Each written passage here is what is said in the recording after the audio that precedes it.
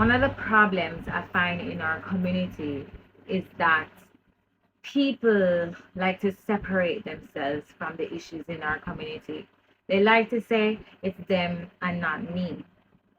A lot of times when I'm talking about issues in our community, I most of the time I will say we, even when it's not something that I do directly or has happened to me directly or is about me directly.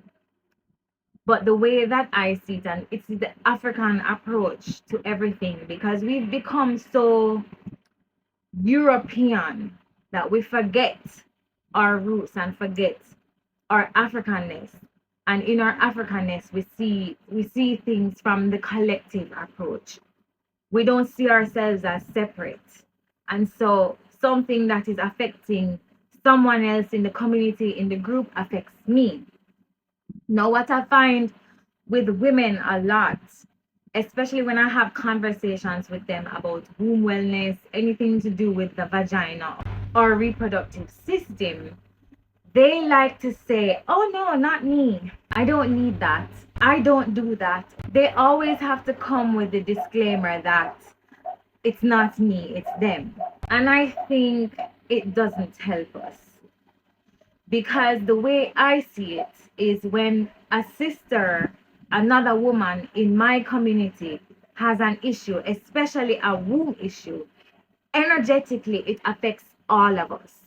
And so that is a part of the problem with our healing, and why we are not healing our wombs is because we see ourselves separate from other women who are having more womb issues than we. Because let's face it, most of you who say, okay, I don't have fibroids, or you have excessive bleeding, you turn crippled when you're on your cycle.